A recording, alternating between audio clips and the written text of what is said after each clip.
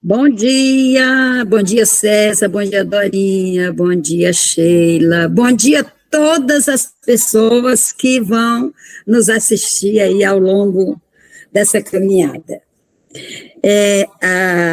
Nós vamos iniciar o nosso estudo de hoje com o livro Sínteses Doutrinárias, uma psicografia de Francisco Cândido Xavier. E a lição de hoje é a 31, de Bezerra de Menezes, que diz o seguinte: lutas, conflitos, dificuldades, desafios de variada espécie nos convocam à divulgação da doutrina de amor e luz, a cujo engrandecimento estamos convocados, cada qual de nós na posição em que se encontra. Bezerra de Menezes. Oi, menina linda, bom dia.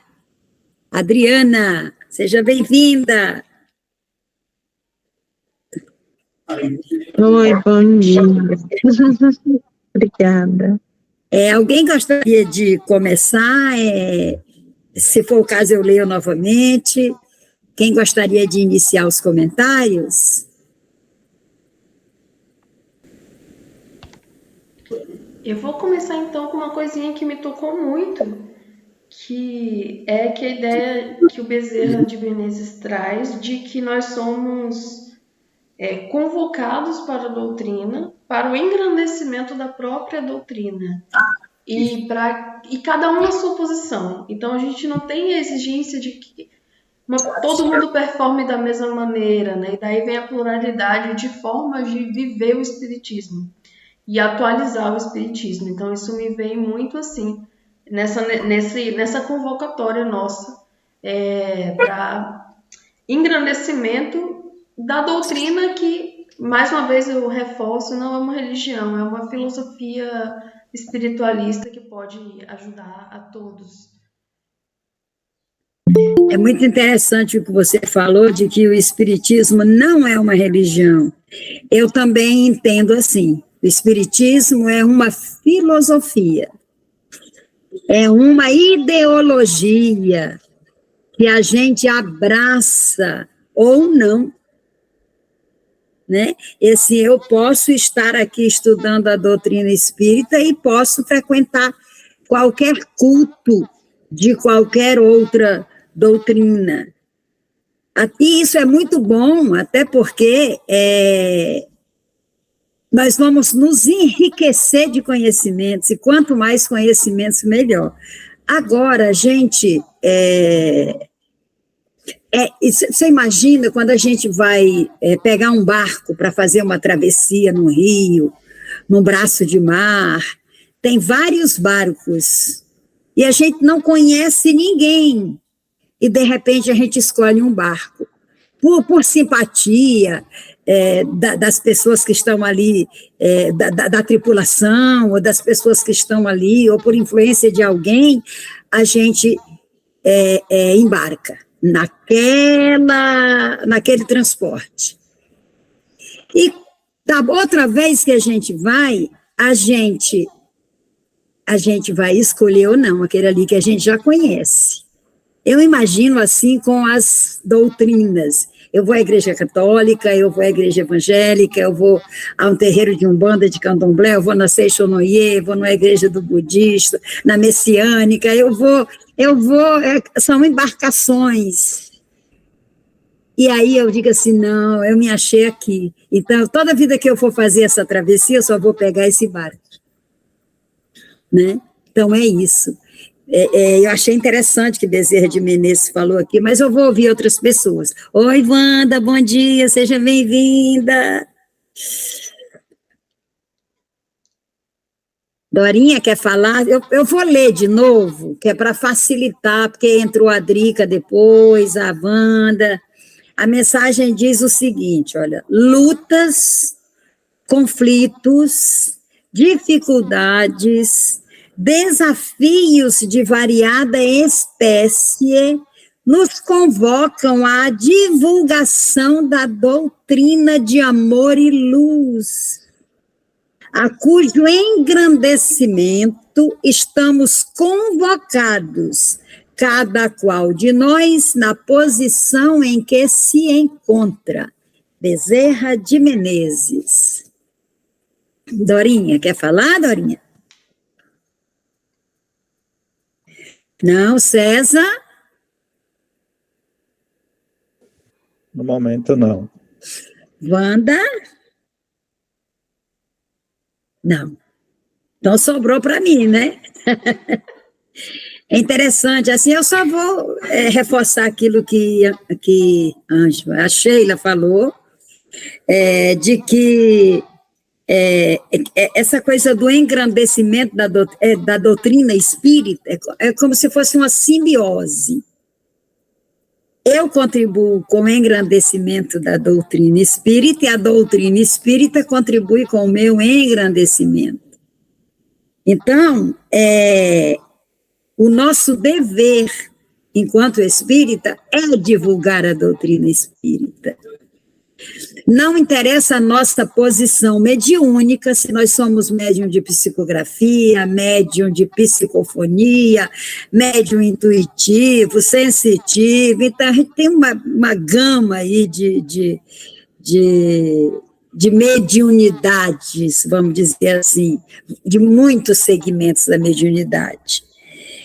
E médiuns de cura, né? Aquele médium que faz a cirurgia espiritual à distância, aquele que faz presente, enfim. Aquele que faz a cirurgia à distância, ele já estava muito à frente do seu tempo, né? Porque hoje é tudo à distância, né? Então, é possível, né? Então, assim, é o nosso dever. Quando nós escolhemos o barco da doutrina espírita, que a gente embarcou, voltou, quando foi de novo, resolveu embarcar, disse, não, é isso que eu quero? É aqui que eu quero ficar? É com esse que eu vou? Aí é uma convocação para nós nos dedicarmos, estudarmos e divulgarmos. Por que é importante a gente estudar? Para a gente conhecer, para divulgar de uma forma coerente, né? Não colocar o espiritismo naquela corrente das superstições, naquela corrente do fanatismo, daquela fé cega. Então, a gente precisa conhecer essa doutrina para a qual nós fomos convocados. E saindo do terreno da mediunidade, não interessa a nossa condição social, econômica, intelectual, não interessa. Todos nós somos capazes de nos dedicarmos, estudarmos e divulgarmos a doutrina espírita para a evolução da doutrina espírita, para a nossa evolução e, consequentemente, para a evolução do nosso entorno, da nossa sociedade, da nossa nação, do nosso planeta, né? A gente parte do particular para o geral. Olha como nós somos importantes e a gente pensa que não, né? Então, essa é a nossa mensagem de hoje do nosso livro Sínteses Doutrinárias. E a gente... alguém quer fazer mais algum comentário? Não? A gente vai passar para o estudo do O Principiante Espírita. A gente continua naquele capítulo que se intitula Solução de Problemas pela Doutrina Espírita. E o tópico de hoje é o homem após a morte. E nós vamos estudar as questões 144, 145. São duas questões que nós vamos estudar hoje. Eu vou ler a primeira questão, que diz o seguinte: como se dá a separação entre alma e corpo é brusca ou gradual? Wanda, fala para nós como é que chega para você essa questão. É interessante ressaltar aqui uma coisinha, que a gente, antes de buscar, nesse estudo aqui, antes da gente buscar a compreensão espírita, a gente busca a nossa compreensão. Primeiro, aí depois a gente se ilumina com a compreensão da doutrina espírita. Mas primeiro nós, né? Então, Wandinha, como é que chega para você? Como se dá a separação entre alma e corpo? É brusca ou gradual? Depende muito na minha concepção, depende muito do desencarne, do tipo de desencarne. Por exemplo, uma pessoa em que está acamada, ela tem todo um processo de desencarne lento. Isso aconteceu com os meus pais. Já quando acontece num acidente, numa tentativa de alguém tirar a vida, ou até da própria pessoa, aí ela se torna brusca. Porque muitas vezes a gente já teve a oportunidade de ver irmãos que eles não sabiam que tinham desencarnado.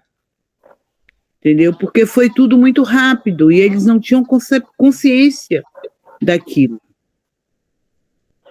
Entendeu? Então, é um pouco difícil.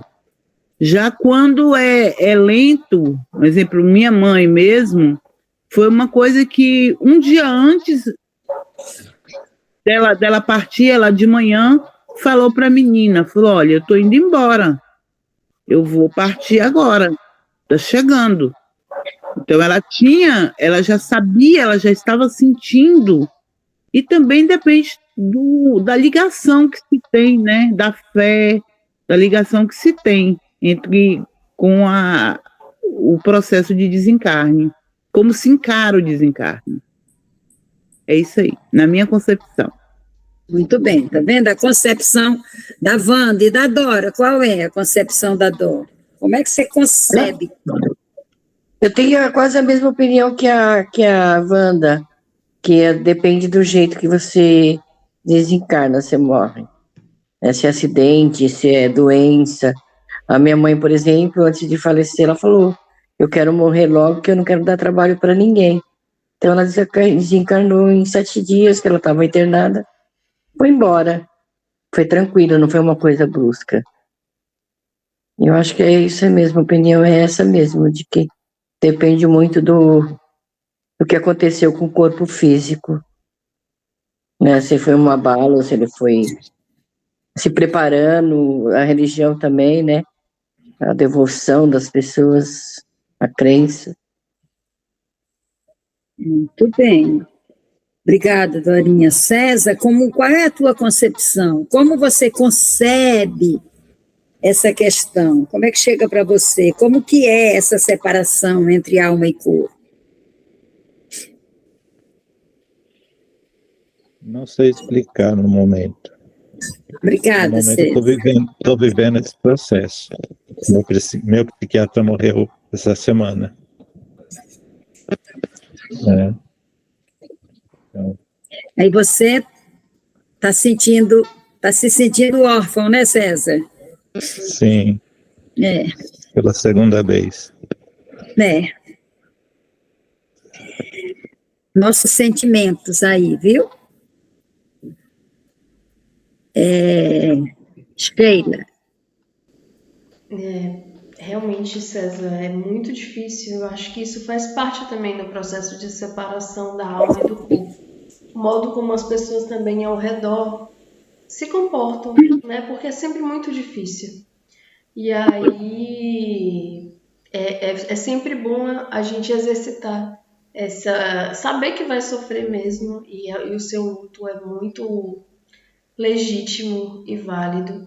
E sempre que possível você possa pensar nessa pessoa com muita luz, assim, para que a pessoa possa seguir o seu caminho. Eu vou fazer só um pequeno comentário, eu concordo com tudo que foi dito, com uma coisa em comum que tem entre o desencarne, entre a relação entre corpo e alma no desencarne, que é o corte do fio de prata, né? Do cordão de prata que une a alma com o perispírito ao corpo material. Então, isso é um processo que une a todos e pode ser de maneira gradual e muito mais preparada, ou pode ser de maneira brusca e aí gerar perturbações muito grandes, né? Que vão ter assistência, porque a espiritualidade não desampara nunca. Mas é só para colocar esse adendo nessa relação entre corpo e alma, da importância de se pensar desse fio de prata. E na importância de nós, enquanto encarnados, entendermos que seguimos em relação com essas pessoas, que essas pessoas seguem existindo após essa desconexão corpo material, corpo espiritual. E que bom, né? E que bom, isso só dá muito alento pra gente. Que bom, que bom. Eu vou fazer a leitura da resposta. Vou repetir a pergunta para clarear. Como se dá a separação entre alma e corpo? É breve, é brusca ou gradual? O desprendimento se realiza gradativamente e com velocidade variável, conforme os indivíduos e as circunstâncias da morte. Os laços que ligam a alma ao corpo não se desatam, senão pouco a pouco, e tanto menos rapidamente, quanto mais material e sensual tiver sido a existência.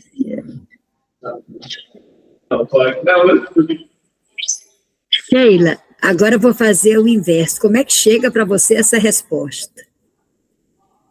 Se precisar, eu leio novamente. Não, eu estava meditando muito quando a senhora estava falando sobre as palavras, porque ele fala desprendimento gradativo, sempre, e velocidade variada.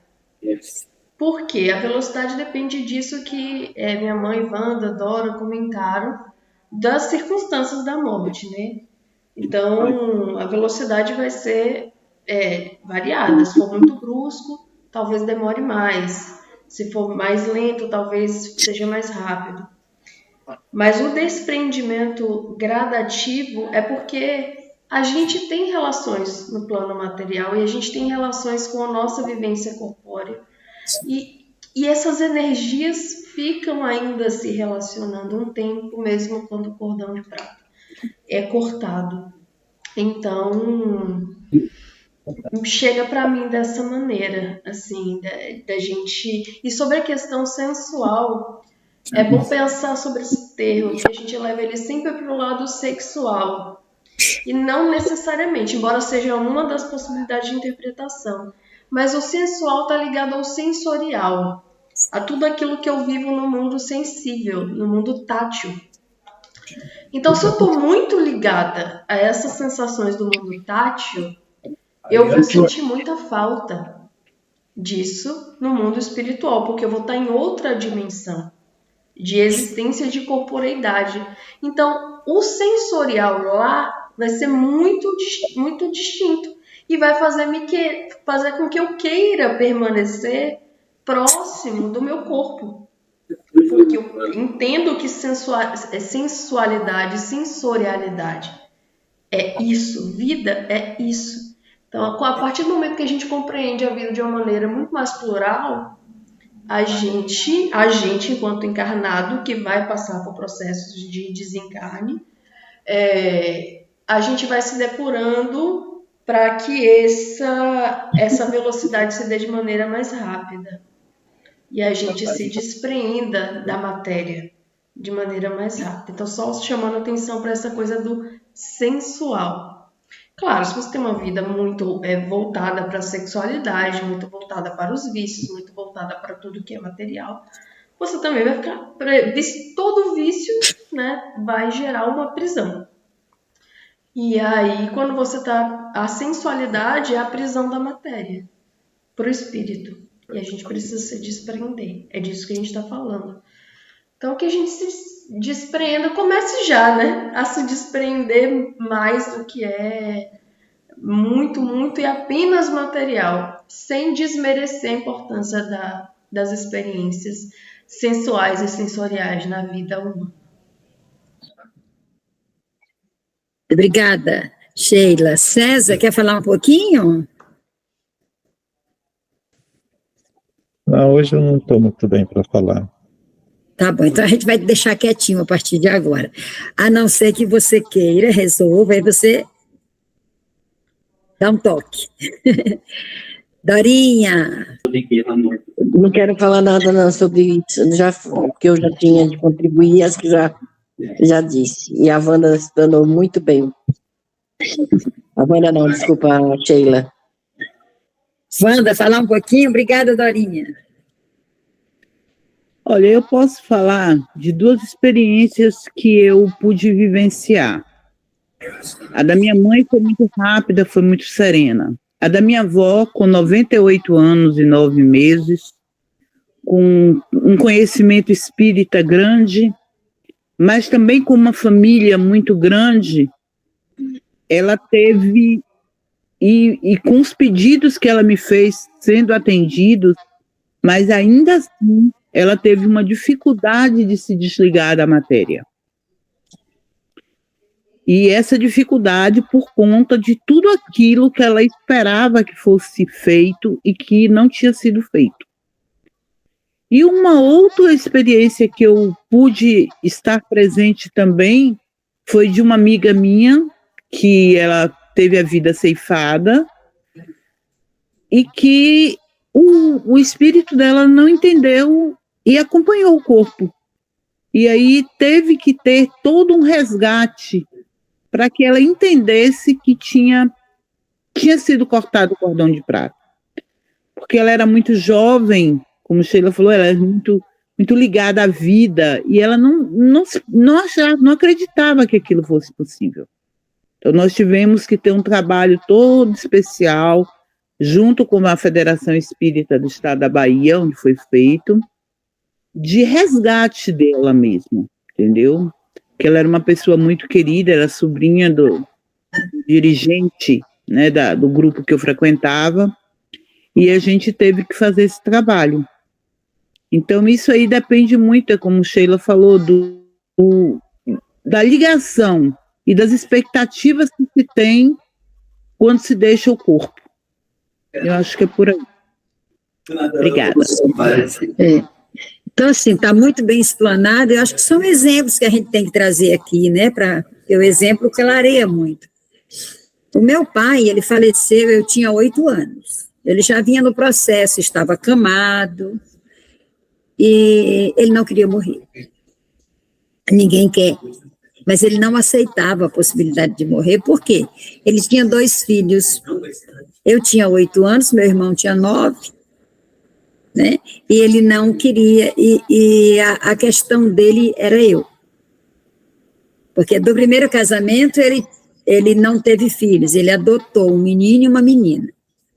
Então, mas já eram adultos, casados, né? Então ele tinha meu irmão e eu. Então eu sou a única menina, que era o sonho da vida dele. Então ele, 8 anos só eu tinha, ele queria me ver crescer. E eu também sonhava crescendo ao lado dele.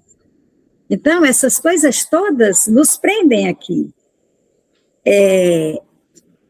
Alguns dias depois que meu pai desencarnou, ele foi me visitar. Quer dizer, foi quando eu vi. Quer dizer, se ele foi antes, não posso dizer aqui, mas que eu vi. E eu ouvi, não da voz que a gente fala aqui, né, mas aquela voz interna, ele orando ao Pai, pedindo para tirá-lo daqui. Então, ele tinha consciência de que ele tinha desencarnado, que aqui ele poderia vir aqui na Terra, né, nessa dimensão, mas não era o lugar dele. Então, ele sabia disso. Então, o que ele estava orando e pedindo a Deus para tirá-lo daqui? Ele não queria mais. Então, ele estava sofrendo. Então, assim, às vezes são questões materiais que nos prendem aqui, e muitas vezes são questões sentimentais, são responsabilidades que a gente acha que só a gente dá conta, mais ninguém, né? Até pelo sentimento que, por exemplo, eu desenvolvi esse sentimento depois que minha filha faleceu, eu acho que só eu sei cuidar do Vitor. Então, se eu desencarnar nesse exato momento, pode ter certeza que eu vou ter que ir lá na federação contigo lá, viu, Wanda? Porque é muito difícil quando você assume, muitas vezes, uma responsabilidade com uma pessoa, com um projeto, com um sonho, tudo isso te prende aqui. Às vezes a pessoa assim, você precisa se desprender das coisas materiais, não é, Sheila? E a gente só pensa nas coisas mesmo, nos objetos, naquilo que a gente juntou para a gente, né? Na casa, no carro, nas viagens, enfim, a gente se prende àquelas coisas. Mas muitas vezes a gente se prende a sentimentos. O rapaz casou e faleceu assim que cortou o bolo do casamento. Cortou o bolo, faleceu. Como é que fica tudo isso? Porque tem a questão sensorial daquele que desencarnou, que continua sentindo tudo, e ainda as vibrações dos que ficaram. Essa festa, principalmente quando é uma pessoa pública, um artista famoso, que o mundo conhece, que venera, que odeiam também, né? Porque ninguém é venerado por 100%, às vezes é venerado por 80%, odiado por 20%, e vice-versa. Mas existem esses sentimentos que nos prendem aqui. Então, a gente precisa se preocupar muito mais com o nosso comportamento, nós que ficamos, com aquilo que nós emanamos, do que com os nossos irmãos que foram. Por isso que na live passada eu falei que quando a minha filha desencarnou por Covid, eu não fui em busca de responsáveis pela morte dela. Porque que tipo de vibrações eu estaria emanando para ela? E quando chegava alguém com aquele sentimento de ódio, não sei o que,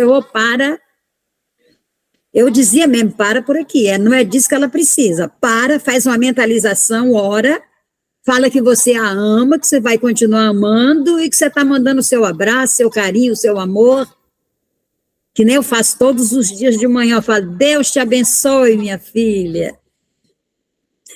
Minha mãezinha santíssima, minha mãe do céu, cobre minha filha com teu manto de luz, abençoa ela, interceda junto a nosso Senhor Jesus Cristo, para que Ele envie os seus anjos para guiar os passos da minha filha na senda do progresso espiritual. Então, olha a diferença do que você ficar vibrando sentimento de vingança, de ódio, de revolta, de não aceitação, porque a dor faz parte, sofrer faz parte. É o que o Evangelho diz, tem o bem sofrer e o mal sofrer. Né? Como é que nós sofremos? E o nosso comportamento,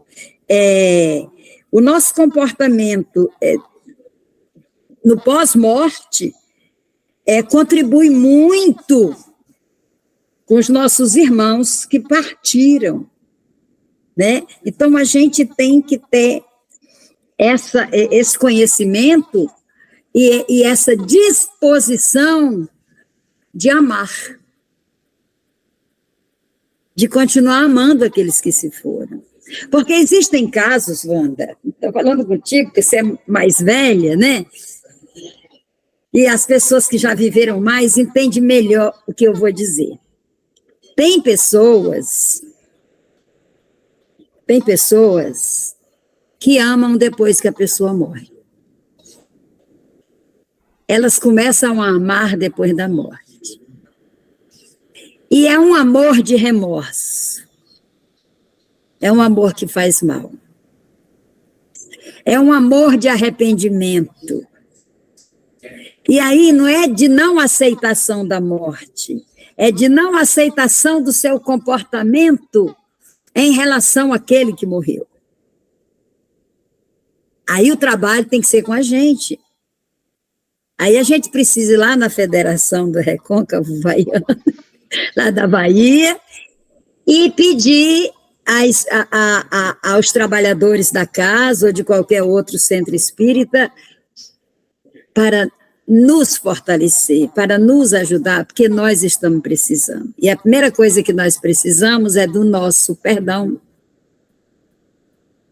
Mas não é fácil se perdoar.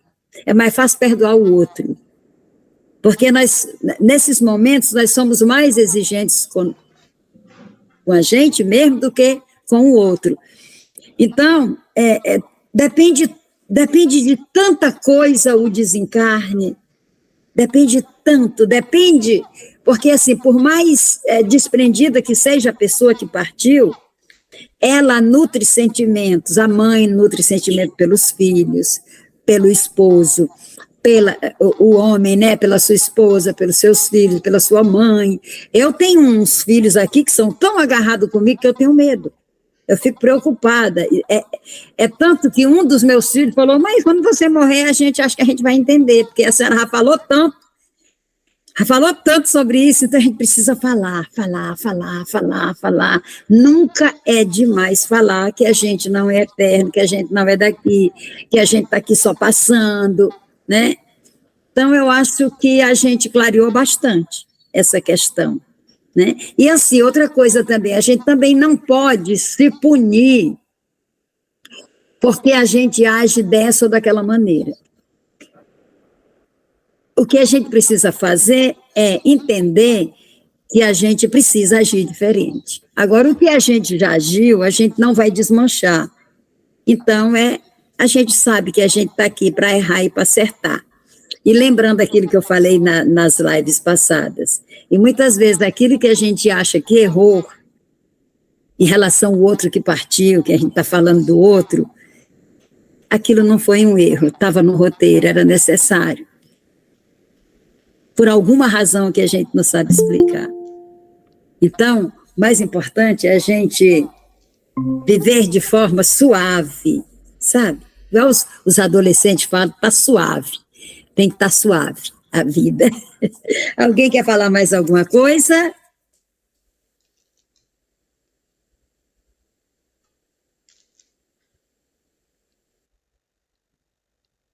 Foi muito bonita, muito bonita a contribuição de todo mundo. Eu queria só dar boas-vindas à Claudinha, que chegou agora. Bom dia, obrigada.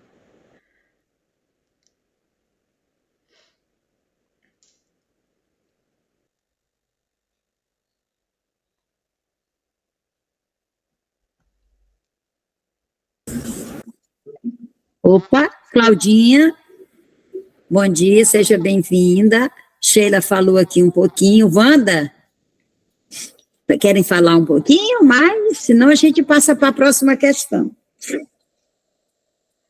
Bem, a próxima questão é a 145. Diz o seguinte: em que situação fica a alma imediatamente após a morte do corpo?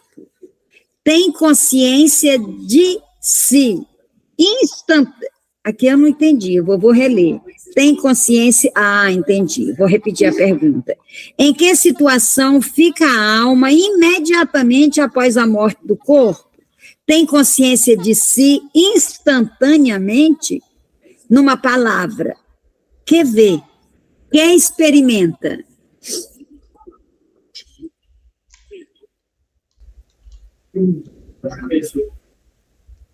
Rapaz, varia, eu acho. Porque, e aí eu vou até depois pedir para minha mãe contar esse caso da minha bisavó mesmo. Mas eu vou dizer o que eu penso primeiro. Eu acho que varia do grau de conhecimento que a gente tem e de relação que a gente tem com a vida. Então, se a gente tem essa relação muito sensorial, a gente vai ficar perturbado e achando que o nosso corpo é aquele, vai querer ficar próximo daquele corpo e daquelas pessoas e muito impregnado, né, desse sentimento e às vezes sem entender mesmo, o que ela vê vai depender do estado dela.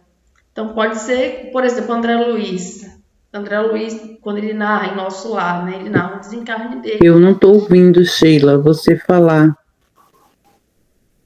Ué, não? Eu estou ouvindo. Cláudia, você está ouvindo? Também estou ouvindo. Também estou ouvindo. Estou ouvindo. Mas eu lembro muito de Nosso Lar, assim, porque foi um livro que me impactou muito quando eu li. Era bem jovenzinha. E ver aquela pessoa tão estudada, né? Tão sabida das coisas do mundo, da matéria, era um médico, um pesquisador. E como ele teve dificuldade, né, de lidar quando houve essa separação imediata, né? E ele passou por várias fases. Aquela fase de ir para um umbral e não entender muita coisa. Depois começar a entender, ser socorrido, ter condições de voltar, encontrar os entes queridos, não gostar do que viu. E depois, porque a mulher dele se casou novamente, passou o tempo. O tempo é diferente na espiritualidade. Aí ele chega a ver a mulher dele casada com um outro rapaz e esse rapaz está doente. E ele, depois de um tempo evoluindo, cuida desse rapaz. Então, eu acho que depende muito. O caso da minha bisavó é muito curioso, porque ela desencarnou e ela deu uma comunicação com o corpo dela mental ainda. Porque ela estava tão ligada às questões da matéria, ela viveu tanto para que isso acontecesse, que ela encontrou um médium e ela alertou: olha, fale isso para os meus filhos. Eu preciso que isso seja dito. E aí eu posso seguir. Então depende muito. Você pode ir direto para colônias, você pode passar ligeiramente pelo umbral, você pode ficar preso no mundo terreno mesmo. E você pode seguir o seu caminho de progresso espiritual, mas assim, imediatamente, na maioria dos casos, eu acredito que seja uma perturbação grande. Mas eu acho que a perturbação de nascer é maior do que a perturbação de morrer, na maioria dos casos.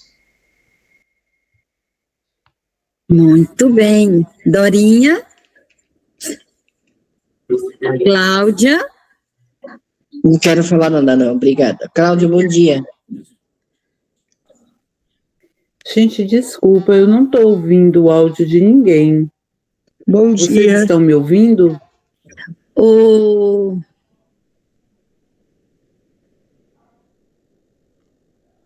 Mãe, tenta sair e entrar de novo. Às vezes isso acontece. É uma boa ideia. Sai e entra de novo, isso.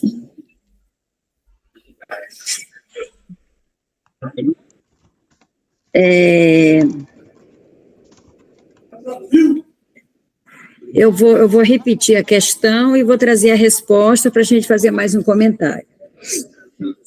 Eu acredito que a gente vai entender direitinho aqui. Questão 145. Em que situação fica a alma imediatamente após a morte do corpo? Tem consciência de si instantaneamente? Numa palavra, que vê, que experimenta. No momento da morte, tudo se apresenta confuso. Necessita ela de algum tempo para se reconhecer. Encontra-se tonta, como uma criatura que saísse de um sono profundo e procurasse compreender a situação. A clareza das ideias e a memória do passado lhe vão voltando à medida que desaparece a influência da matéria, da qual acaba de se separar. E à medida que se dissipa a névoa que lhe obumbra os pensamentos. Aquela névoa que confunde, né, que cobre, é como um véu, né? Eu vou dar uma paradinha aqui, porque a resposta continua, para a gente tentar compreender esse parágrafo. Se for o caso, eu leio de novo, gostaria de ouvir aqui quem pode falar. Vou deixar aqui, gostaria de ouvir quem puder e quiser falar. Deixa eu falar, eu vou falar uma coisa. Alguns anos atrás, eu sou noveleira, todo mundo sabe, né, que me conhece.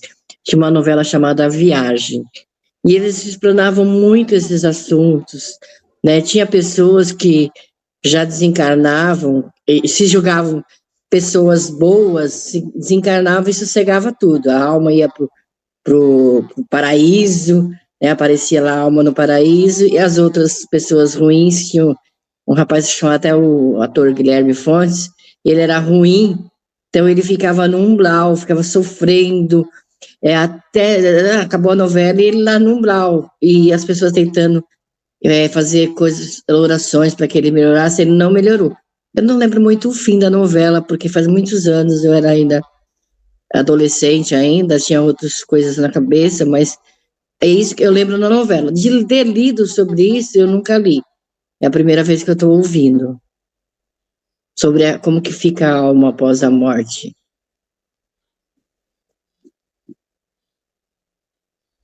Obrigada, Dorinha. Vamos conversando aqui. Quem está aqui, que eu não estou... A Wanda está com problema no equipamento dela. Não sei se Cláudia quer falar hoje. César, eu sei que quer ficar quietinho, a gente vai deixar ele quietinho. Cláudia, você quer falar ou quer ficar quietinha? Eu posso contribuir um pouquinho. Vocês estão conseguindo me ouvir? Sim, sim. Tenho muita certeza, né, por algumas coisas que eu já vi ou vivenciei algumas experiências ou senti, que é quase impossível, né, quando o desencarno acontece, a pessoa já desencarna plenamente, já, estou aqui linda e bela, já estou sabendo aonde estou, e olha, não, infelizmente ou felizmente não é dessa forma, né. A confusão dessa transição é muito grande, até a alma se adaptar à nova energia, aos novos fluxos, sem o corpo terreno, é um processo, né? Uns são mais demorados e outros mais rápidos, mas de imediato é quase impossível isso vir a acontecer, né, no que eu vivenciei e aí o que eu tenho tentado estudar um pouquinho sobre, né? Então, eu acho que eu tenho isso para contribuir, porque é difícil, né, esse processo, né? Hoje eu estou ligado a um corpo, né, físico e daqui a algumas horas não estou mais, né? E aí tem o desligamento pelo perispírito ali e a alma fica um pouco confusa, né? O espírito fica meio confuso. Mas é isso que eu tenho para contribuir. Wanda, você está nos ouvindo agora? Wanda não está ouvindo a gente. Que maravilha. Para poder...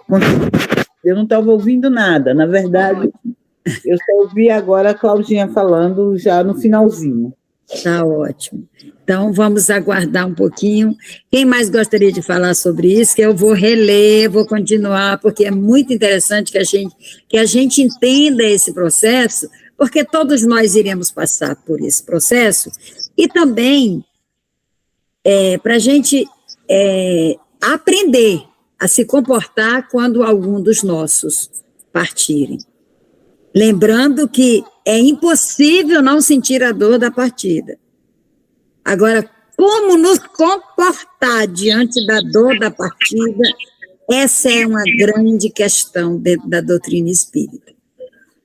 Né? Eu vou reler a resposta e vou dar continuidade até o fim agora, para a gente ter um apanhado geral e a gente fazer os devidos comentários. Então, em que situação fica a alma imediatamente após a morte do corpo? Tem consciência de si instantaneamente? Numa palavra, que vê, que experimenta. No momento da morte, tudo se apresenta confuso. Necessita ela de algum tempo para se reconhecer. Encontra-se tonta, como uma criatura que saísse de um sono profundo e procurasse compreender a situação. A clareza das ideias e a memória do passado que vão voltando à medida que desaparece a influência da matéria, da qual acaba de se separar, e à medida que se dissipa a névoa que se lhe obumpra os pensamentos.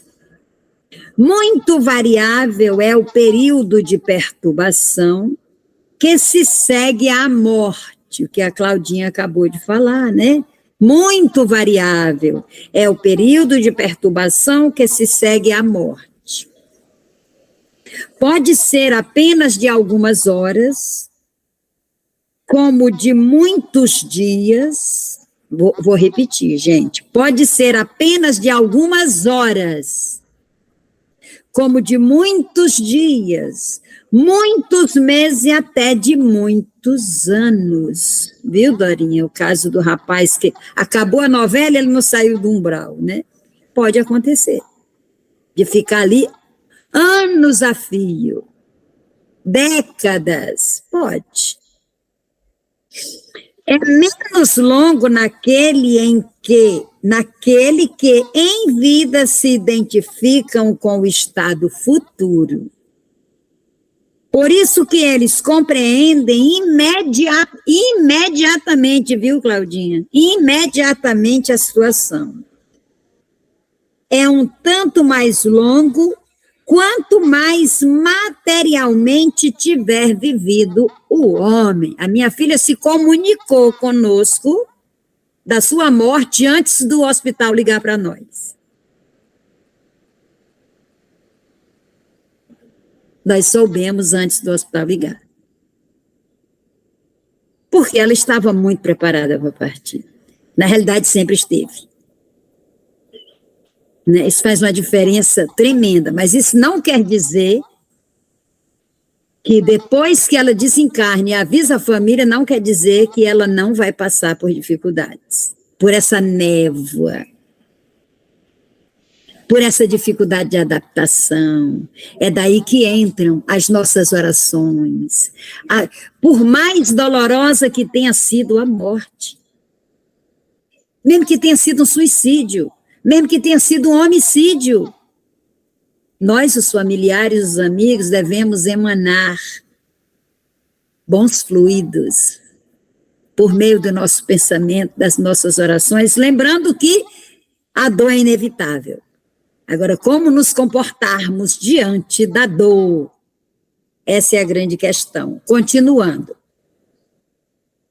Também muito variável é a sensação nesse momento experimentada pela alma.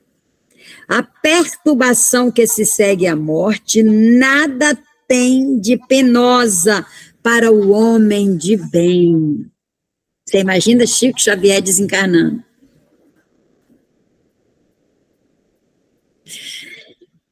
é calma, e em tudo semelhante ao estado que acompanha um suave despertar. Opa, despertei, vou lá em casa avisar a mamãe. Que ela não avisou para mim, ela avisou para minha nora. Minha nora acordou sobressaltada, que ela veio no estado de entre a vigília e o sono, ali, né, naquela preocupação que o hospital pode ligar a qualquer hora e ali, e de repente, quando ela falava, o jeito que ela falava com a minha filha, tu é doida, deixa de ser doida, eu vou te buscar. Aí ela disse, fui, e desapareceu. E o telefone tocou, chamando a gente para o hospital. Fui, sorrindo, fui. E isso foi provado por meio da psicografia, que ela diz, mãe, aqui é igual aí. Tem até professores. Eu vou continuar ensinando, que é aquilo que eu mais amo. Eu só preciso da calma de vocês, da serenidade de vocês para eu seguir. Continuando. Para a criatura cuja consciência não é pura, que amou mais a vida material que a espiritual, esse momento é cheio de angústias e de ansiedades, e crescem à medida que ela se reconhece. Então sente medo, uma espécie de terror diante daquilo que vê e principalmente diante daquilo que antevê, daquilo que ela fica imaginando que ainda vai ver, e agora, o que vai ser de mim? Cadê meu corpo? Cadê minha cama? Cadê meu carro? Cadê meu... E aquela coisa que a Sheila falou, quando a André Luiz vai visitar a família, e chega lá e encontra a esposa casada com outro. Não, é minha esposa, é minha casa, e agora? Né? A sensação, por assim dizer, física, é de um grande alívio, de um enorme bem-estar, fica-se como que livre de um fardo. E o espírito se sente feliz por não mais experimentar os padecimentos físicos. Vou dar uma paradinha aqui para falar, que a minha filha falou na psicografia assim, eu estou num mundo onde não há dor nem sofrimentos. Então, ela se libertou da dor porque ela estava sofrendo muito. Foi Covid, intubação, aquela coisa toda, é muito sofrimento. Então, é como se um alívio, olha, eu estou no lugar onde não há dor, não sofrimento, eu só preciso da serenidade de vocês. Continuando.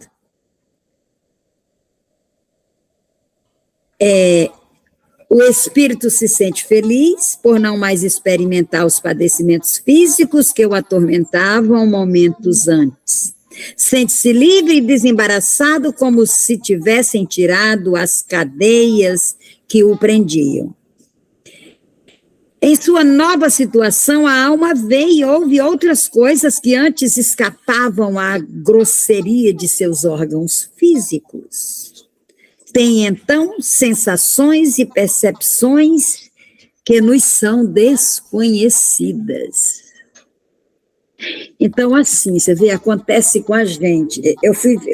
Uma amiga minha chegou de viagem e de fora do país, e ela estava na casa de familiares enquanto achava um apartamento para ela. E eu fui ajudá-la nessa missão de procurar, de olhar, ver essa coisa toda. De repente, a gente entra num apartamento que eu queria continuar dentro, andando, e não tinha mais. Eu falei, não, mas é maior. Isso aqui é maior, e cadê? E eu queria seguir dentro da... Mas tinha paredes, eu não podia seguir. mas eu via muito maior do que era. Então, quer dizer, naquele momento eu estava um pouco me desprendendo de mim mesma e sentindo essa aura espiritual. E que realmente as coisas não são como a gente vê. É incrível, porque as nossas sensações nesse corpo são muito grosseiras. Eu usei ontem não, domingo, né, Sheila? Antes de começar a reunião, eu usei a ideia do gênio da lâmpada. Nós somos o gênio, e nós, em essência, somos o gênio, e o nosso corpo é a lâmpada. Enquanto nós estivermos dentro dessa lâmpada, e nós somos luz, hein?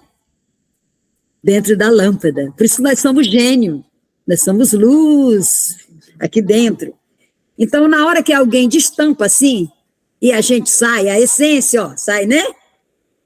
Sai, a gente enxerga diferente o mundo. E muitas vezes a gente, mesmo sem morrer, como Sheila já tem falado aqui, mesmo sem morrer, a gente consegue se desprender de si e ter uma antivisão, vamos dizer assim, uma intuição do que nos cerca, né? Então não precisa morrer para ver Deus. Não precisa morrer para ver essa atmosfera espiritual do nosso entorno, né? E os nossos olhos da matéria, os nossos sensores materiais, eles são muito grosseiros. Eles são a lâmpada que aprisiona a luz, que somos nós, né? Então, existem pessoas, por exemplo, Chico Xavier desencarnou. Chico Xavier e muitas outras almas, elas saem do corpo, olham assim para o corpo e segue. Isso não quer dizer que elas não se lembram dos seus amores. Só que tem outros amores lá. Sabe aquela coisa que a gente cura um amor com outro? É verdade, lá também, né? Meu pai, eu era o grande amor do meu pai, mas ele encontrou outros amores lá. E isso ajudou na caminhada. Que são os nossos mentores espirituais, os nossos guias que nos ajudam na caminhada. Assim como a gente nasce aqui, a gente encontra pessoas que recebem a gente do ventre da nossa mãe, né? Que é aquele canal, né? A mãe é o canal, a mãe e o pai, só que a mãe é aquela que gesta, né? Então, não que o pai seja menos importante, de jeito nenhum, depende do comportamento dele, do acolhimento conosco, né? Então, a gente tem esse acolhimento desses amores que nos esperam. Do lado de lá, quando a gente desencarna, a gente também tem nossos amores esperando por nós, e dependendo do nosso grau de compreensão e deles, tem até festa, tem bolo. Lógico que tudo de acordo com aquela dimensão, né? A gente não vai precisar passar horas a fio para fazer o bolo. É de uma outra forma. Esse bolo que eu estou falando no sentido figurado, dessa alegria, dessa partilha, né? Então, eu acho que ficou claro para nós. E se ficou alguma coisa obscura, à medida que a gente for estudando aqui, todos os domingos, a gente vai clareando. A gente, para quem vai assistir o vídeo, passa de novo, né? O vídeo, vê de novo, e devagar a gente chega lá. Então, essa foi a nossa lição de hoje.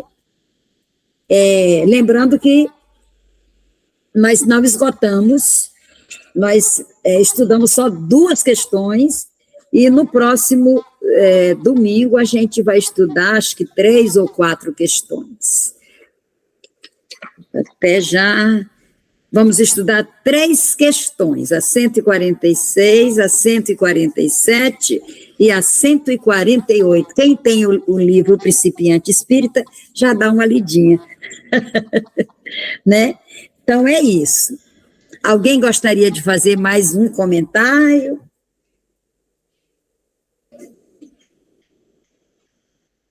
Wanda, quer falar? Wanda, está me ouvindo? Estou ouvindo, mas como eu fiquei muito tempo sem ouvir Tá. o que você falou, Vilane. Tá ótimo, viu? Tá ótimo, graças a Deus. Sheila, quer falar um pouquinho? Não, dona Vilane, eu acho que você colocou as coisas de uma maneira muito sensível e muito prática. Então, eu acho que estou satisfeita com a explicação. E que bom que a gente tem esse mundo de sensorialidades para explorar, ainda aqui e ainda mais lá, né? Assim, que bom. É isso, né? A transitoriedade. A gente não é uma coisa, a gente não é o nosso corpo. E esse corpo vai se transformar muito durante a vida, transforma. A gente perde casca o tempo inteiro. E a gente vai ganhando novas formas a vida inteira. E o tempo faz isso, né? E a espiritualidade é a mesma coisa. A gente vai ganhar novas formas, vai sentir de maneira expandida. E às vezes a gente já sente de maneira expandida aqui, como você comentou. E é isso. Estou muito reflexiva mesmo, muito feliz com o estudo. Eu vou pedir, então, para alguém, se alguém quiser fazer uma prece pequenininha, vou pedir para a Wanda, uma prece pequenininha para a gente ler o Evangelho. Pode ser, Wanda?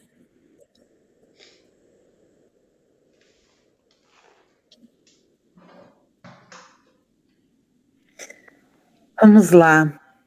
Vamos pedir a Jesus, nosso irmão maior, pedir a todos os mentores espirituais que nos acompanham, que nos dê esclarecimentos para entendermos a mensagem de hoje, colocarmos na nossa vida e podermos compartilhar, porque sabemos que não estamos sós nesse momento. E que esse evangelho, essa mensagem de hoje, sirva para os nossos irmãos que já não possuem o corpo de carne, mas que possam entender e sirvam como um alento para eles, como para nós. Que Jesus nos abençoe e que nos dê o entendimento de que tanto precisamos, hoje e sempre.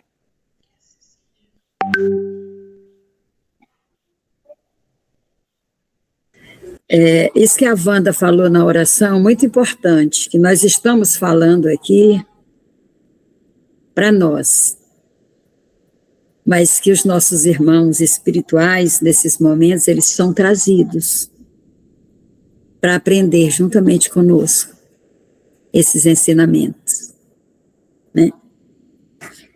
Muito bem, então vamos ao estudo do Evangelho segundo o Espiritismo.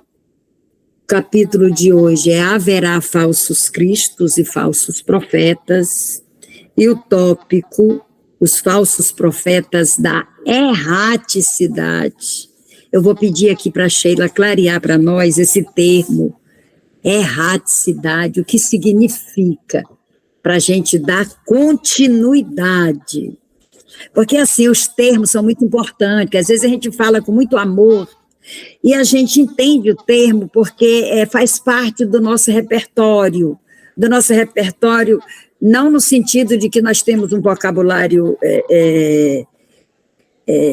grandioso, que a gente conhece muito. Não, é porque nós somos espíritas, esses termos são familiares. Mas algumas pessoas que estão nos ouvindo não são espíritas, não têm familiaridade com os termos, então é interessante a gente ir clareando, pecando por excesso.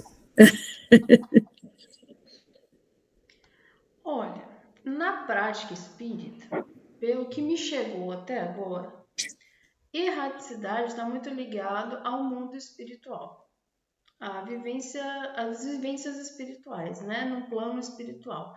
Então, erraticidade seria plano espiritual dentro dessa perspectiva, mas se alguém quiser complementar, agradeço. Mas alguém gostaria de complementar?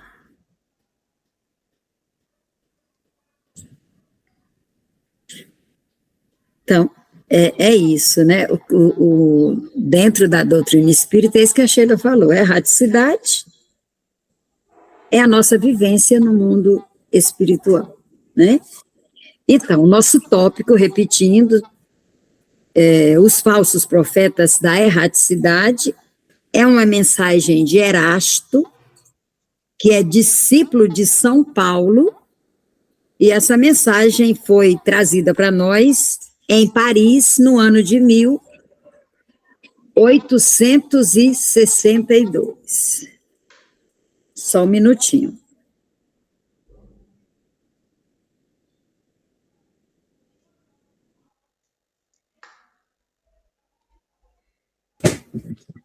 E o nosso item é o item 10. É uma mensagem compridinha, mas vale a pena a gente ouvir. Diz o seguinte: os falsos profetas não estão somente entre os encarnados, os vivos, né? Os ditos vivos, vivos na carne, né? Os encarnados. Encontram-se também, e em maior número, entre os espíritos orgulhosos que, sob a falsa aparência do amor e da caridade, semeiam a desunião, retardando o trabalho de emancipação da humanidade. Utilizam-se, para isso, de médiuns que aceitam as suas ideias polêmicas e absurdas. Esses falsos profetas, para melhor fascinar aqueles a quem desejam enganar, e para dar mais importância às suas teorias, utilizam-se sem escrúpulos de nomes conhecidos e de muito respeito entre os homens. São eles que semeiam a discórdia entre os grupos espíritas, que os levam a isolarem-se uns dos outros e a olharem-se com desconfiança. Apenas a desarmonia que geram nesses grupos bastaria para desmascará-los, pois, agindo dessa forma, eles mesmos desmentem o que dizem ser. Cegos são os homens que se deixam enganar por eles de maneira tão grosseira. Existem vários outros meios de se reconhecer os falsos profetas. Os espíritos do nível ao qual eles dizem pertencer devem ser não somente muito bons, mas altamente racionais. Pois bem, passem as ideias desses espíritos pelo crivo da razão e do bom senso e verão o que restará.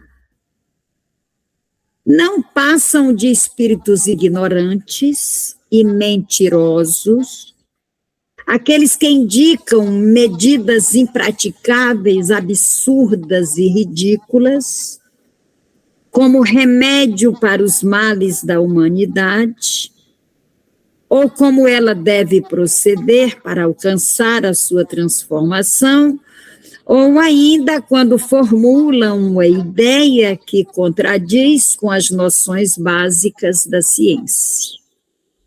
Interessante observar isso aqui. Se a verdade nem sempre é apreciada pelos indivíduos, ela sempre será apreciada pelo bom senso das massas. E isso também é um critério para se identificar os falsos profetas. Quando dois princípios se contradizem, aquele que encontrar mais repercussão e simpatia será o de maior valor. Não é lógico que uma doutrina, cujo número de adeptos diminua progressivamente, possa ser mais verdadeira que outra, na qual o número de adeptos aumenta continuamente. Eu gostaria que alguém anotasse isso aqui para a gente conversar depois, né? Vou reler. Não é lógico que uma doutrina, cujo número de adeptos diminua progressivamente, possa ser mais verdadeira que outra, na qual o número de adeptos aumente continuamente. Continuando. Deus, querendo que a verdade chegue a todos, não a limita em um círculo fechado e faz com que ela surja em diferentes lugares, a fim de que em toda parte o conhecimento esteja ao lado da ignorância. Recusem todos os espíritos que se apresentam como conselheiros exclusivos, pregando a divisão e o isolamento. São, quase sempre, espíritos vaidosos e medíocres, que procuram impor-se a homens fracos e crentes, distribuindo-lhes elogios exagerados, com a finalidade de iludi-los e tê-los sob o seu domínio. São geralmente espíritos sedentos de poder, que, quando estavam na Terra, foram tiranos públicos ou em suas famílias, e ainda querem vítimas para tiranizar após a morte. Eu quero também uma atenção, porque eu vou ler agora. Desconfiem das comunicações que trazem um caráter de misticismo e extravagância, ou que recomendam cerimônias e atos estranhos. Continuando. Nesses casos, sempre existe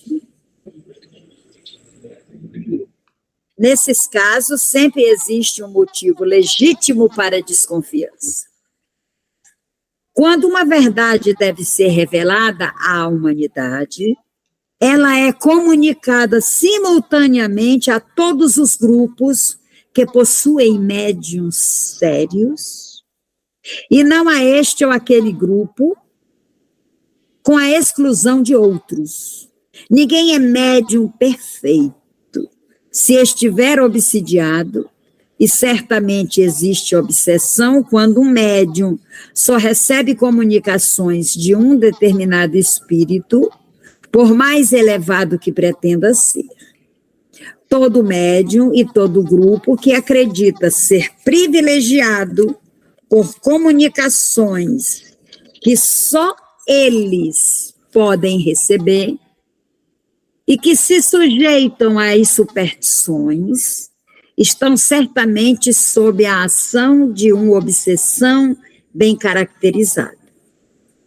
Ainda mais quando o espírito dominador usa um nome que todos, encarnados e desencarnados, devem honrar e respeitar e não permitir que ele seja a todo instante exposto ao ridículo. Fica fácil rejeitar as coisas absurdas e erradas quando todas as comunicações dos espíritos são submetidas ao crivo da razão e da lógica.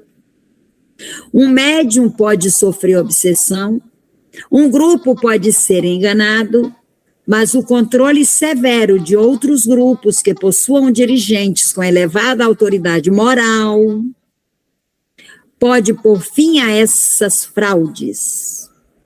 As comunicações marcadas pela autenticidade, pela lógica, trazidas pelos espíritos esclarecidos e recebidas por médiuns sérios, rapidamente irão desmascarar esses ditados mentirosos, procedentes de espíritos mistificadores e maus. Opa! Bora conversar?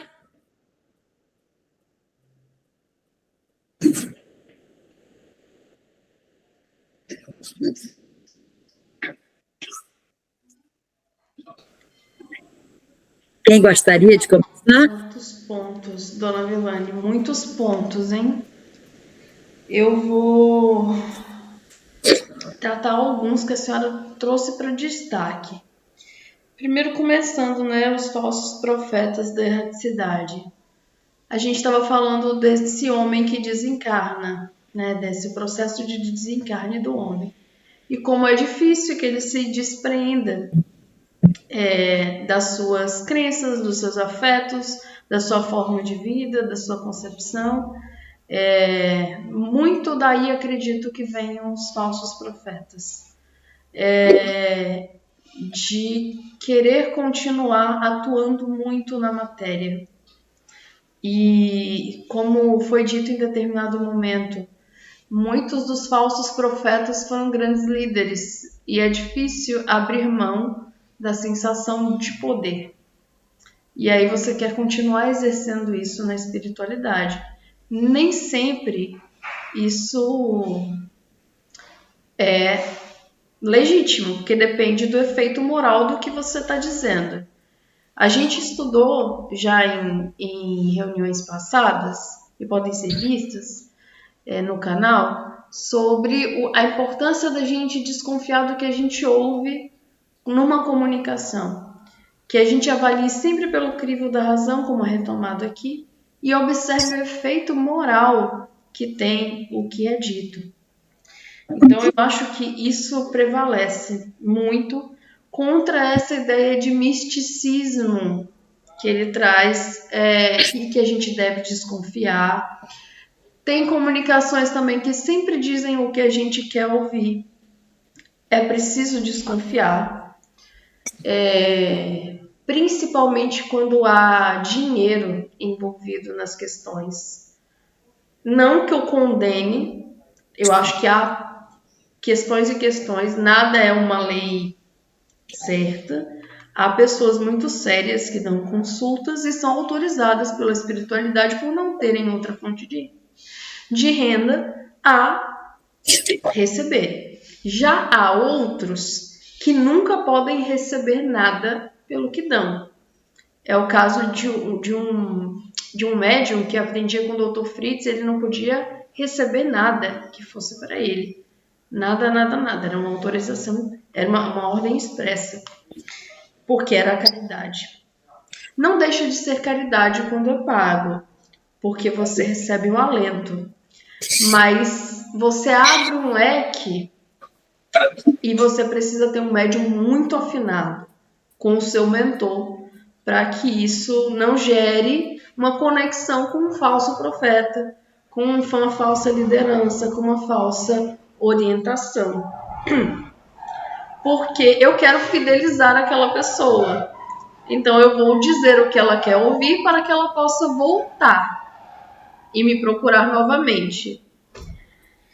E às vezes a gente está tão fragilizado.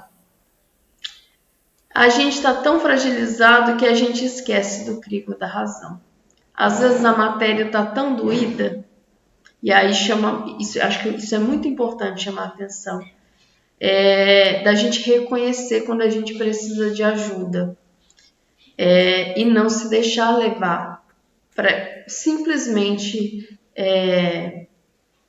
por algo que a gente pagou para ouvir, ou que alguém disse para nós e que vai em sintonia com o que a gente quer ouvir, mas que não tem lastro na razão, que não tem lastro e que não tem um bom efeito moral, né? Os falsos profetas na erraticidade, mais um tópico interessante, é a que uma doutrina não prosperaria, né? Não teria muito. Isso eu achei polêmico. Esse ponto eu achei polêmico. Uma doutrina não teria muitos adeptos se não fosse verdadeira. E aí é preciso pensar que talvez, quando eu digo muito o que a pessoa quer ouvir, quando eu faço promessas de prosperidade, né, como a gente tem diversas teologias que trabalham assim, talvez prospere sim, quando eu não uso o crivo da razão. E aí é importante ficar atento, porque esses falsos profetas da terra, eles estão em sintonia com os falsos profetas da erradicidade, que querem continuar com uma organização outra, que não o do Cristo, né? Que não o caminho, a verdade e a vida, que não a doação, que não a caridade, porque se há disputas na terra, se há disputas no mundo material, há disputas no mundo espiritual também, né? E na vastidão de moradas que é o mundo espiritual. E aí, então eu acho esse ponto polêmico. Eu não concordo 100% com esse ponto, não. Eu acho que é algo a se pensar muito do crivo da razão mesmo. E uma coisa interessante que ele comenta também é que uma verdade, que se ela for verdadeira mesmo, ela é comunicada de muitas formas em muitos lugares diferentes. E a gente vê que há verdades, que há noções de vida, de morte, de ética, que elas perpassam não só diversas religiões, como diversas filosofias. Então, assim, não à toa o livro do Evangelho segundo o Espiritismo, na sua base, ela traz Sócrates e Platão. E ela fala do budismo. E ela evoca filosofias para falar justamente disso, que uma doutrina e uma filosofia como essa, ela é dita paulatinamente. Ela vai sendo dita ao longo da história da humanidade de diversas maneiras, de maneira que a humanidade consiga compreender aquela verdade. Mas se você pegar hoje e você fizer um mapa juntando Sócrates, juntando Jesus, juntando Buda, juntando diversos ensinamentos de matriz africana, afro-indígena, você vai chegar em alguns pontos em comum. Esses pontos em comum são mais que importantes de serem ressaltados. E normalmente os falsos profetas, eles vão na vertente contrária. Eles querem o que separa, o que divide. Eles querem o poder, porque dividir é controlar. É controlar as mentes. Quando eu enalteço tudo de bom que tem em todas essas verdades, em todas essas religiões, em todas essas filosofias, inclusive no ateísmo, eu estou dando poder a todos, eu estou partilhando. Eu estou dizendo, olha, há verdade em tudo isso. Agora, há linguagens diferentes. Qual é a linguagem que você se afina? Isso um verdadeiro profeta diz. Um falso profeta diz: veja bem, você precisa fazer um trabalho desse jeito, porque se você não fizer, o seu orixá não vai se agradar. E aí isso vai gerar uma coisa negativa na sua vida, vai te tirar axé.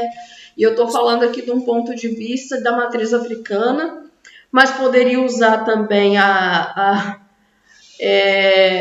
as religiões neopentecostais, poderia citar o catolicismo, poderia-se, por exemplo, a reforma protestante veio de uma série de questionamentos, né, da Igreja Católica, que não faziam sentido nenhum, que eram influência de falsos profetas, assim, no sentido de vou comprar um lugar no céu?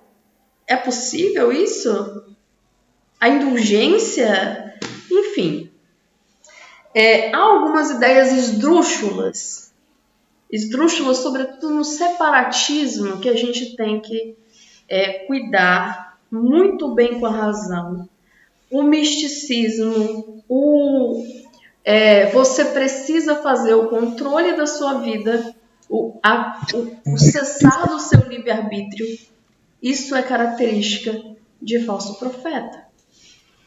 Quando eu reconheço a verdade de todos, quando eu dou o livre-arbítrio para a pessoa com quem eu estou falando, eu estou conectado com os verdadeiros profetas. Mas não quer dizer que os falsos profetas não tenham o poder de manipulação e de arrebanhar grandes rebanhos em diversas religiões. E aí a preocupação é essa, né? É de tentar usar a razão quando a gente está num mundo de provas e expiações e a carne dói. Como usar a razão quando a carne dói e você se sente só e alguém te dá um colo, mas esse colo te custa um livre-arbítrio? Não sei.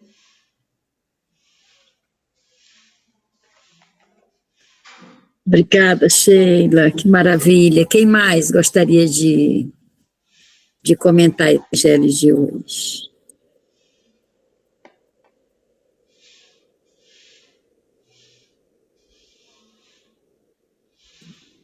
Bem, enquanto vocês se animam, deixa eu falar um pouquinho. Eu pedi, né, para destacar, Sheila, essa parte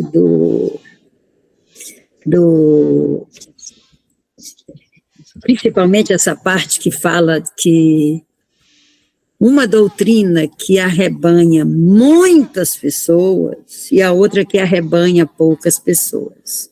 Então, aquela que arrebanha muitas pessoas é a verdadeira, e aquela que arrebanha poucas pessoas, eu acho que é uma questão de tradução isso aqui, né? Porque se a gente pensar, tem uma parte aqui que agora, não é lógico que uma doutrina cujo número de adeptos diminua progressivamente possa ser mais verdadeira que outra na qual o número de adeptos aumente continuamente, ou seja, aqui está primando pela quantidade, né? E se a gente pensar que o Espiritismo não trabalha com a questão da verdade, qual é o lema do Espiritismo? Fora da caridade não há salvação. Exatamente porque cada crença tem a sua verdade e todas essas verdades têm que ser levadas muito a sério, têm que ser respeitadas. Porque quem é o detentor da verdade? Quem somos nós para dizermos que estamos com a verdade? Né? A gente aprende na doutrina espírita e a caridade é a sua âncora. E o Cristo é o nosso modelo. Então, a verdade é o Cristo. Tudo aquilo que se apartar do Cristo, independente do número de pessoas que sigam, nós estamos aqui em 6 pessoas. Nesse momento deve ter estádios de futebol lotado para ouvir líderes espirituais. Está tudo certo. Cada um está onde precisa estar. E a doutrina espírita, ela não faz proselitismo. Ela não quer um estádio de futebol lotado. Ela não dita a verdade, gente. A nossa grande questão é que eu traduzo, né?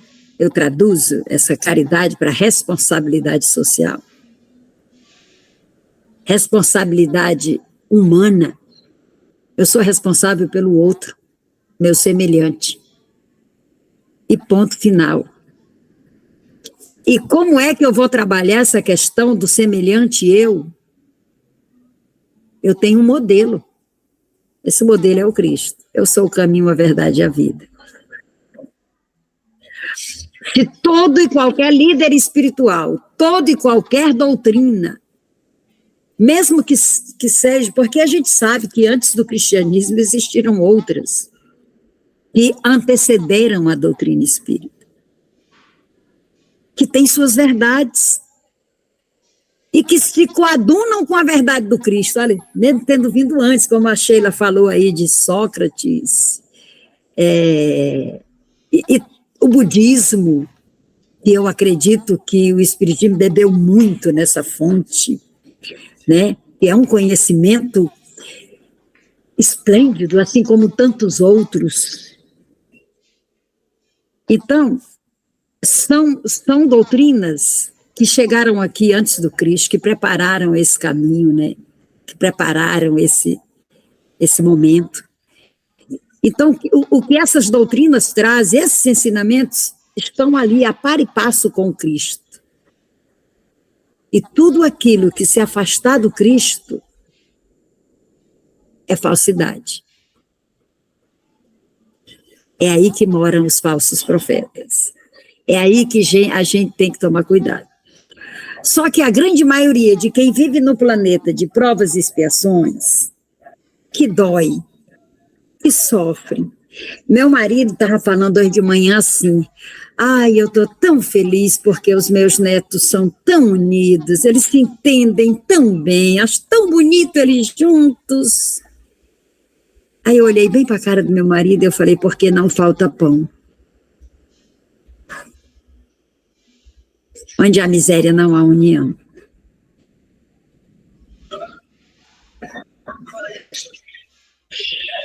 E onde há miséria, há necessidade de quê? De consolo. E eu não falo só de miséria material. Eu perdi meu tio e meu padrinho no dia 30 de junho.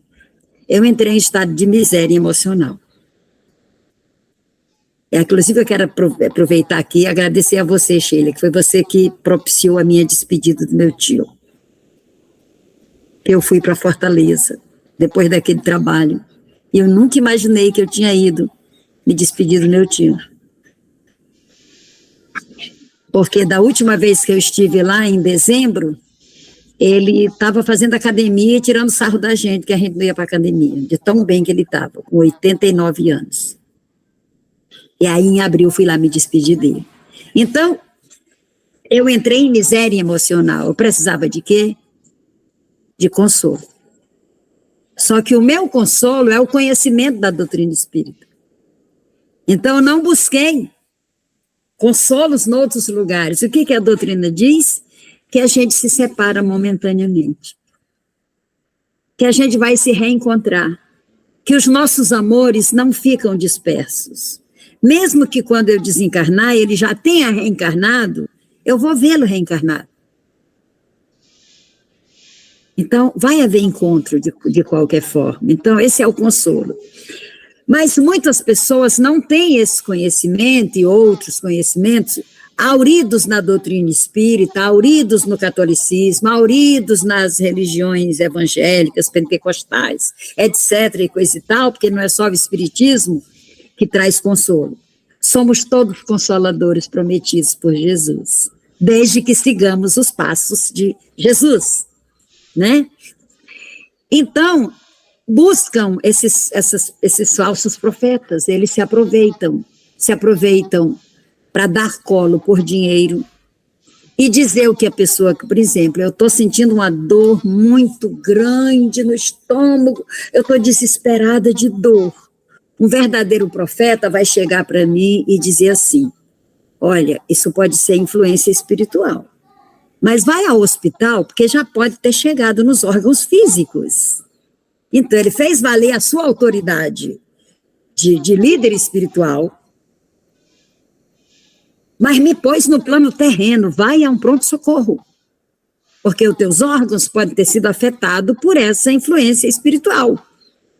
E um falso profeta vai dizer, fica tranquilo, essa dor vai passar, você não precisa de pronto-socorro, você pode até ir, mas não vai dar nada, porque eu estou vendo aqui que é influência espiritual. A pessoa se tranquiliza e pode vir a óbito. Porque ninguém sabe o que está aqui dentro.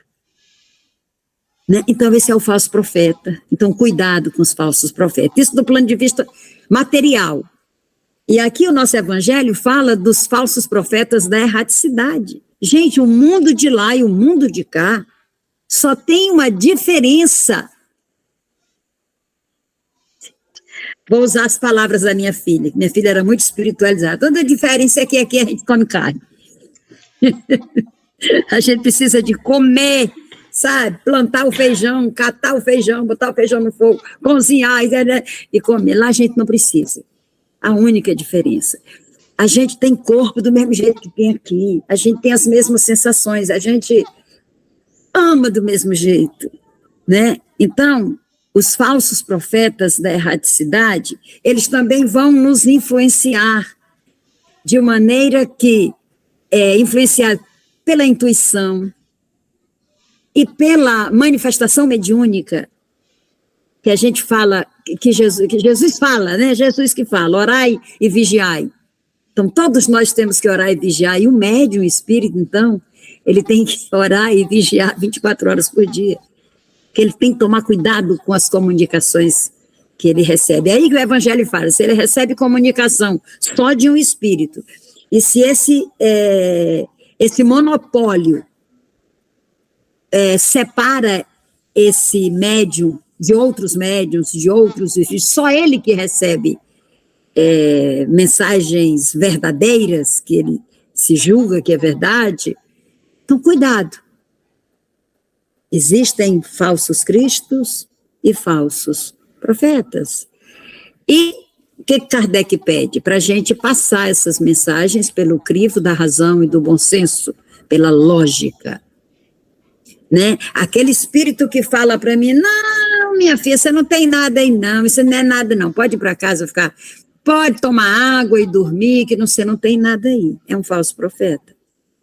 Agora, aquele espírito, por meio do médium, chega para mim e fala, minha filha, que a gente sabe que as influências espirituais provocam doenças. Esse espírito vai dizer, minha filha, você está mal assistida, tem alguma coisa errada aí do ponto de vista espiritual, mas isso já pode ter prejudicado teu físico. Procure um médico. Grande profeta esse espírito. Verdadeiro profeta.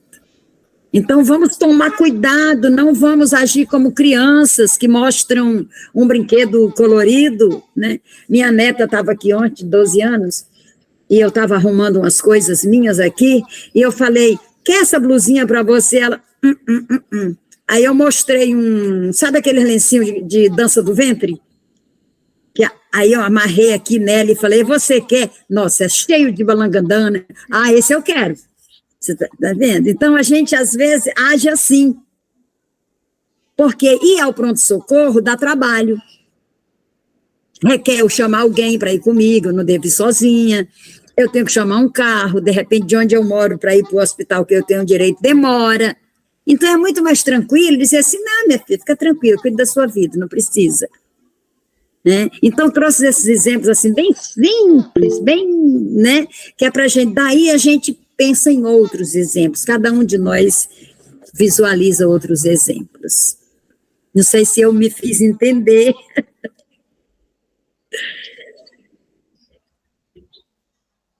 E se alguém quiser complementar, estou por aqui.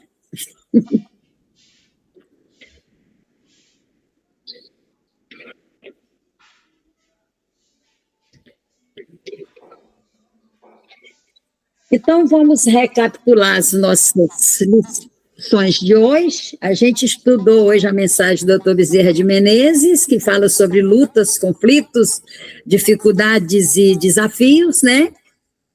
E que nós somos convocados à doutrina para o engrandecimento da doutrina.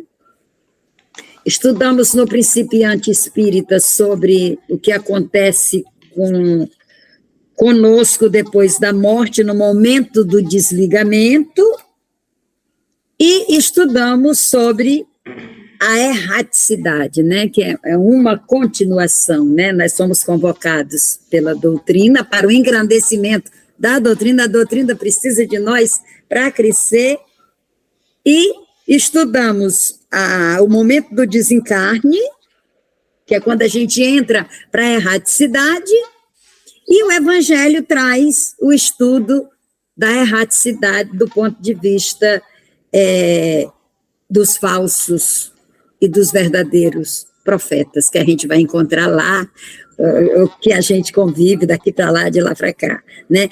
Porque, gente, a gente precisa tomar muito cuidado também, porque nós sofremos influências dos nossos irmãos desencarnados e, pasme, a gente também influencia eles. Esse é um cuidado muito grande. Então, agora, se vocês acharem que está tudo bem com o nosso estudo de hoje, a gente vai passar para as vibrações, né, que é uma oração rápida, e eu vou pedir, como de praxe, né, eu sempre pergunto, quem gostaria de fazer essas vibrações.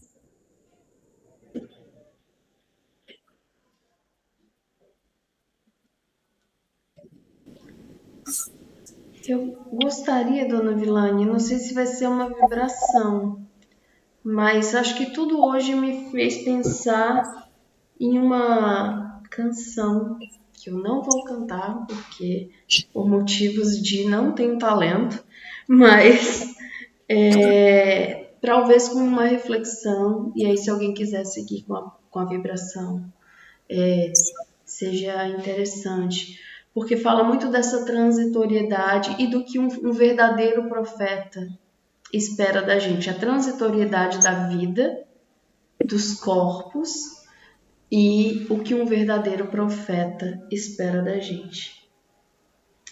É uma música católica que acompanhou o processo de velório da minha avó, e eu tenho muito carinho, chama A Barca, e essa imagem da barca é uma imagem muito cara a muitas filosofias desde antes de Cristo, como essa relação de trânsito e possibilidades de viver, né, e habitar esses muitos mundos.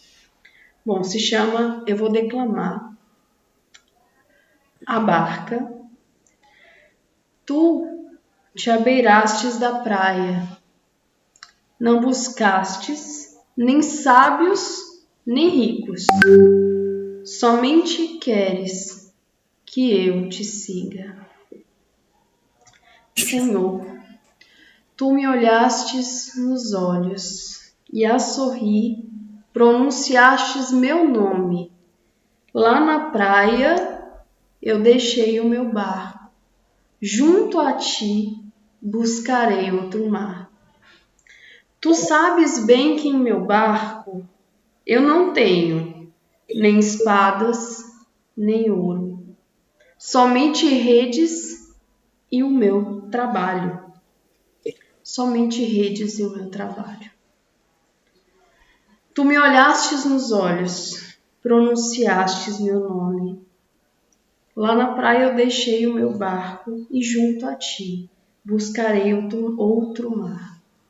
Tu, Senhor, minhas mãos solicita, meu cansaço que a outros descanse, amor que almeja seguir amando. Tu, pescador de outros lagos, ânsia eterna das almas que esperam, bondoso amigo, assim me chamas.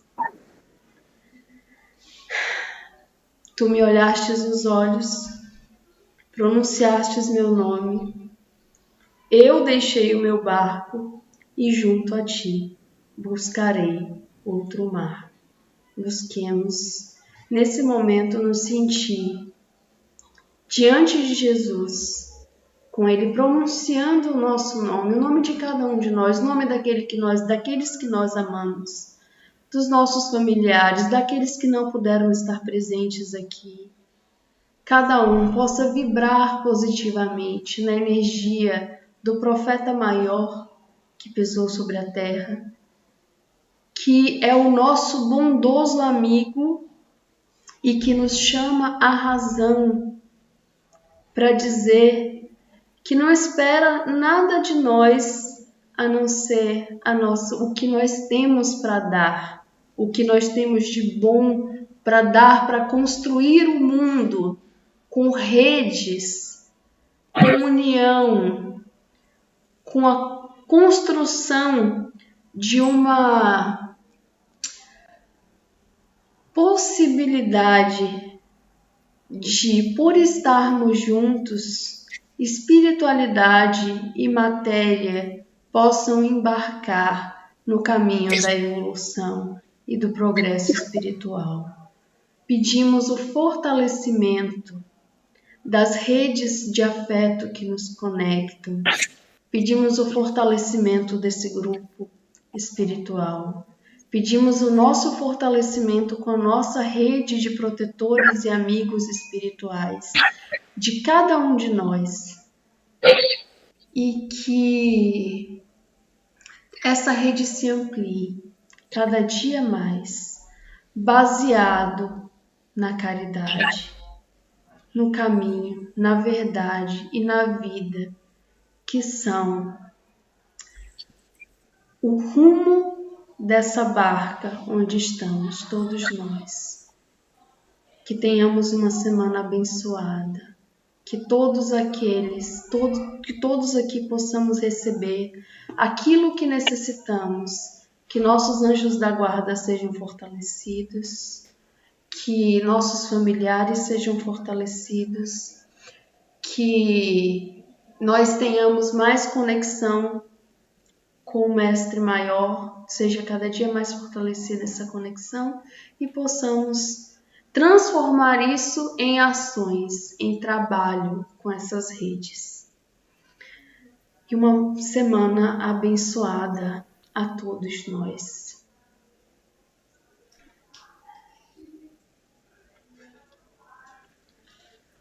Graças a Deus. Que Deus nos abençoe a todos, nos fortifique, para que possamos continuar na luta pelo nosso progresso espiritual.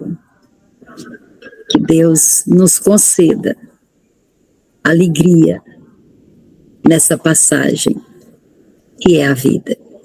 Que assim seja.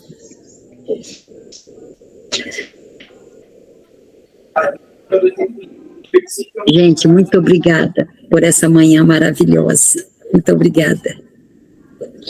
Muito obrigada. Muito obrigada a todos, todas. Muito obrigada, César, Manhã, Dona Vilane, a Claudinha e a Dorinha que estiveram mais cedo e a todo mundo que está assistindo. Obrigada, obrigada, obrigada a todo esse grupo maravilhoso. Graças a Deus. Obrigada por partilhar, me permitir partilhar desse momento. Beijo. Beijo. Boa semana, gente.